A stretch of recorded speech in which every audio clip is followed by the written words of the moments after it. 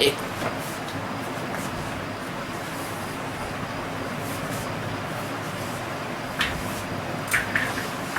ओम गुरु ब्रह्मा गुरु विष्णु गुरुदेवो महेश्वरः गुरु साक्षात् परब्रह्म तस्मै श्री गुरुवे नमः। ध्यानमूलं गुरुमूर्ति पूजामूलं गुरुपदं मंत्रमूलं गुरुर्वाक्यं मोक्षमूलं गुरुकृपा। सद्गुरु भगवान की जय, स्वामी जी महाराज की जय। शिवो बच्चों, आज का जो सूत्र है बहुत प्यारा सूत्र है। भगवान 22वां सूत्र है गीता का प्रथम अध्याय का। ऐसा है, यावते तान निरीक्षे हम योद्धु कामान अवस्थितान और के मया सह योद्धव्यम अस्मिन् रण समुद्रमे।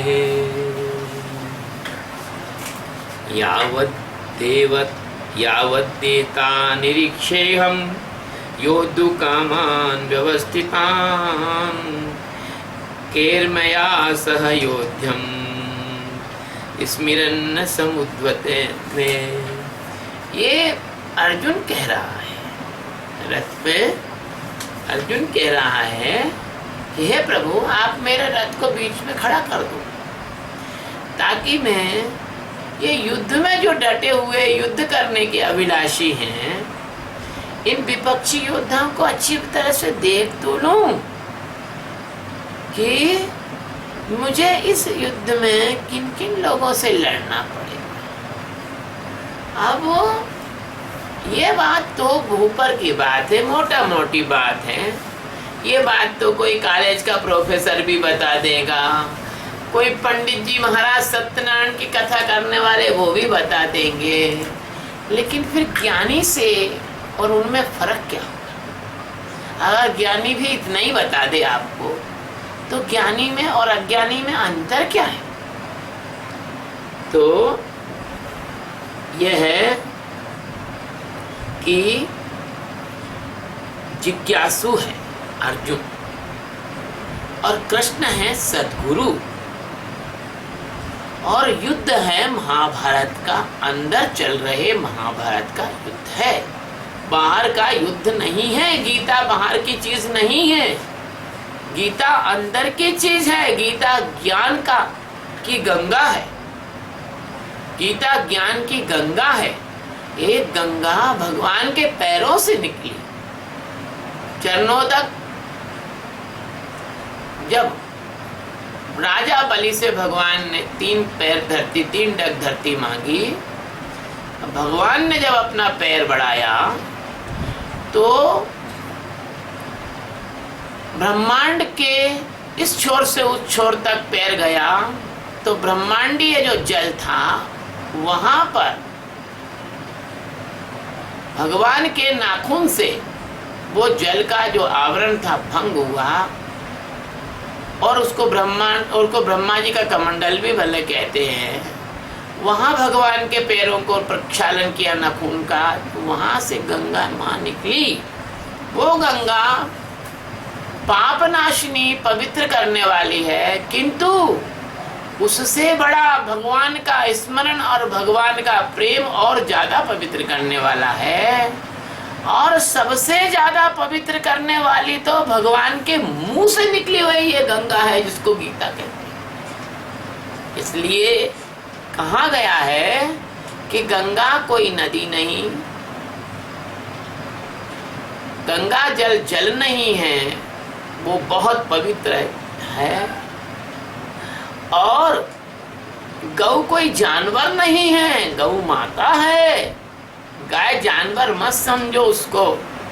जिसने गाय को जानवर समझा, समझो उसने भगवान की मूर्ति को पत्थर समझा, समझो उसने अपने माँ बाप को माँ बाप समझा, मनुष्य समझा, भगवान का रूप नहीं समझा। इसी तरह से जिसने गीता केवल संस्कृत के श्लोक समझा कि गीता केवल ऐसे संस्कृत का श्लोक है या किताब है। गीता किताब नहीं, संस्कृत का श्लोक नहीं, गीता ज्ञान की गंगा है। गीता का एक श्लोक, गीता का आधा श्लोक यदि कोई समझ जाए तो उतर जाता है। तो ये जो है, जब तक जिज्ञासु ये नहीं जान ले कि उसको किन किन आंतरिक शत्रुओं से युद्ध लड़ना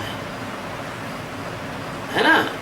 मैंने पहले भी कहा था, ब्रह्म विद्या पुनरावृत्ति की विद्या है। आज भी कहता हूँ, अगर आप आत्मनिरीक्षण नहीं करोगे, अगर आप अंदर नहीं देखोगे, यदि आप साक्षी नहीं होगे, तो कहीं ऐसा ना हो कि जो आपकी मदद करने वाली शक्तियां हैं उनको आप शत्रु समझ लो।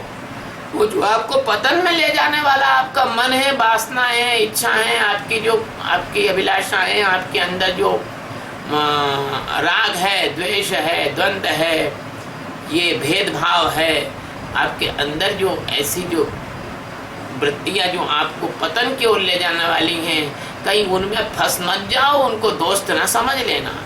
दुश्मन को दोस्त और दोस्त को दुश्मन वही समझ सकता है जो व्यक्ति नादान हो, जो व्यक्ति पहचानना नहीं जानता हो, जो व्यक्ति सूक्ष्म ना हो, बारीक ना हो। तो साक्षी का जो ध्यान है ये आपको सूक्ष्म बनाता है, आपको बारीक बनाता है।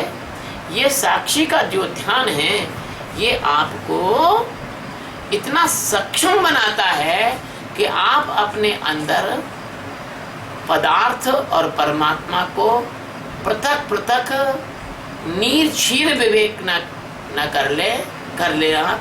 और आपके अंदर साक्षी के माध्यम से विवेक ख्याति समाधि, निर्विकल्प समाधि, ये आपकी खड़ी होती है। आप इतने ज़्यादा शांत हो जाते हैं कि आप अपने अंदर निरंतर झांकते ही रहते हैं। आपका रथ हमेशा बीच में खड़ा रहता है, आप में एक समता आ जाती है।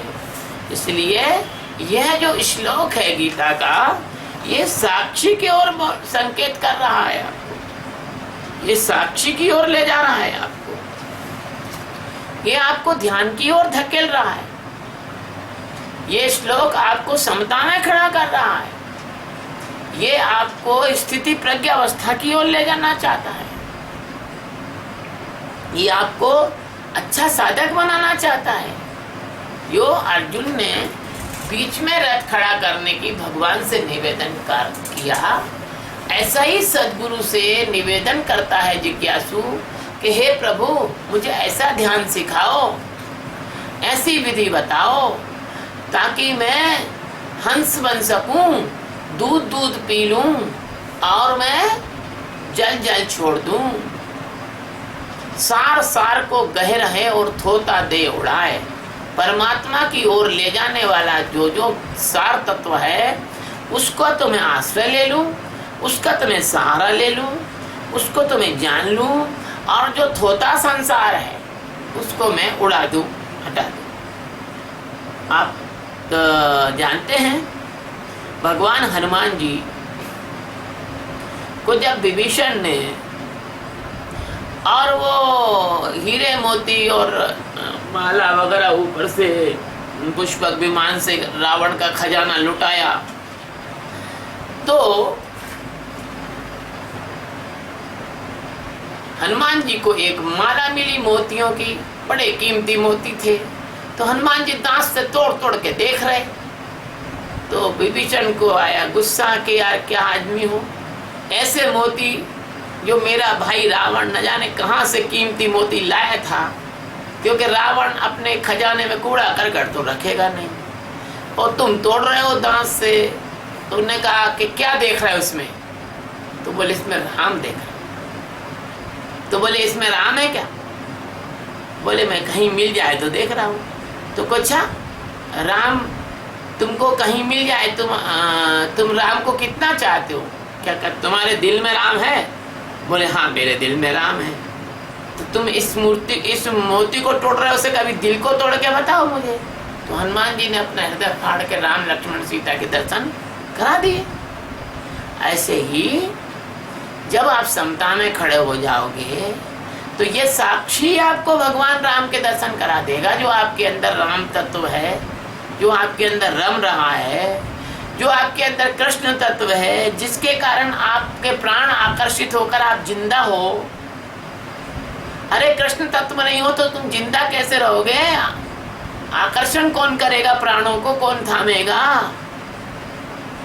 भगवान प्राणों को थामे हुए हैं इस शरीर में, इसलिए भगवान को चैतन्य कहते हैं, क्योंकि चेतना का संचार वही करते हैं।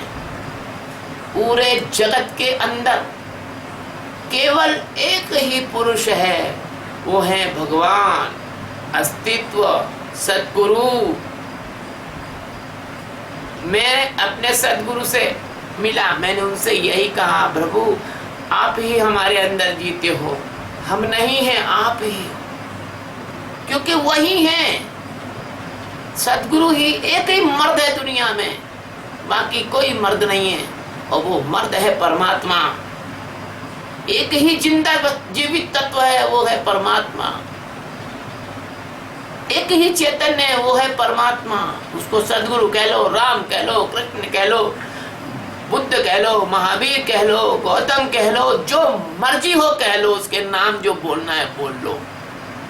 क्यों कि संसार में जितने भी जीव हैं, पशु है, पक्षी हैं, जितने भी जीव हैं, सब में अगर जीवन है तो वो परमात्मा के कारण और परमात्मा के होने से सबका होना है। और कहीं निर्जीव है तो जैसे आकाश सब में व्याप्त रहता है लेकिन सबसे असंग रहता है, कहीं टच नहीं होता। आकाश में पानी बरस जाए तो आकाश गीला नहीं होता, आकाश में लू लपट चल जाए तो आकाश जलता नहीं है। ऐसे भगवान सब जगह मौजूद है, लेकिन भगवान सबसे असंग है, निर्लेप है। तभी तो कहा गया है, क्या कहा गया है? वो कहते ना, ओम सत्य गुरु को नमन है, जिये स्वात्म में लीन, बिन प्रपंच नित शांत है, सब आलम्बन। भगवान निरालंब है, निर्विकार है, सब कुछ हैं, और सब में अकर्ता अभोक्ता होने के बाद भी उनकी मौजूदगी से ये जगत का उत्पत्ति होती है, और उनकी मौजूदगी से जगत का पालन होता है, और उनकी मौजूदगी से जगत का संहार होता है। लेकिन उनकी मौजूदगी में कोई फर्क नहीं आता। जैसे तुम्हारी मौजूदगी में तुम सपना भी देखते हो, तुम जागृत में भी रहते हो, और गहरी नींद में भी तुम सो जाते हो, लेकिन तुम्हारे सपने से तुम में फर्क नहीं आता है। आता है क्या? बता दो, नहीं आता।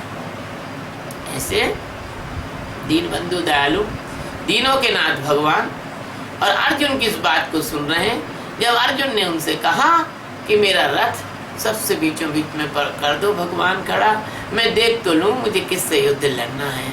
इसलिए जब साक्षी में आप खड़े होते हो तो आप बीचों बीच में खड़े होते हो, आप अपने अंदर चलने वाले प्रवाह को देखते हो। अच्छा या बुरा उससे आपको कोई मतलब नहीं रहता।